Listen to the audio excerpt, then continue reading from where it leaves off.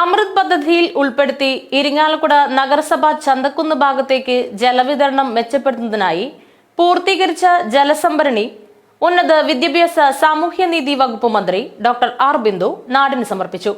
3.464 കോടി രൂപ വിനിയോഗിച്ചാണ് 2 ലക്ഷം ലിറ്റർ സംഭരണശേഷിയുള്ള ജലസംഭരണി നിർമ്മിച്ചിട്ടുള്ളത്. മുനിസിപ്പൽ ചെയർപേഴ്സൺ മേരിക്കുട്ടി ജോയ് അധ്യക്ഷത വഹിച്ച ചടങ്ങിൽ municipal vice chairman Baiju Kuttikkadan, standing committee ചെയർപേഴ്സൺമാരായ Feni Ebin Vellanikkaran, Ambika Pallippurath, Jaison Parekkadan, municipal secretary H Shajik, water authority superintending engineer PA Suma എന്നിവർ പങ്കെടുത്തു.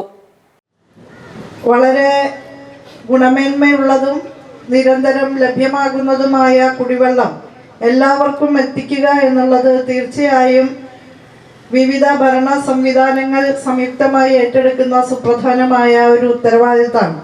നിലനിൽപ്പിന് ഏറ്റവും അടിയന്തര ആവശ്യമായ ഒന്നാണല്ലോ കുടിവെള്ളം. അത് പ്രാഥമികമായിട്ടുള്ള ആവശ്യമാണ്. ആ നിലയിൽ രൂപീകരിക്കപ്പെട്ട ഒരു പദ്ധതിയാണ് അമൃത് പദ്ധതി. അമൃത് പദ്ധതിയിൽ ഉൾപ്പെട്ടിട്ടുള്ള ഈ കുടിവെള്ള പദ്ധതി ഇത് മാത്രമല്ല, 164.87 കോടി രൂപയുടെ മറ്റൊരു ബൃഹത് പദ്ധതി കുടിവെള്ളത്തിൻ്റെ മേഖലയിൽ ഇരിങ്ങാലക്കുട നഗരസഭ, മുരിയാട് പഞ്ചായത്ത്, വേളുക്കര പഞ്ചായത്ത് മൂന്നിനും കൂടി സംയുക്തമായിട്ട് നടന്നു വരുന്നുണ്ട്. ആ പദ്ധതി കൂടി പൂർത്തീകരിക്കുമ്പോൾ ഇരിങ്ങാലക്കുട പട്ടണത്തിലെ മുഴുവൻ ആളുകൾക്കും ഗുണനിലവാരമുള്ള, അതായത് നല്ല ശുദ്ധമായ വെള്ളം നമുക്ക് ഉറപ്പാക്കാൻ സാധിക്കും എന്ന് തന്നെയാണ് പ്രതീക്ഷിക്കുന്നത്.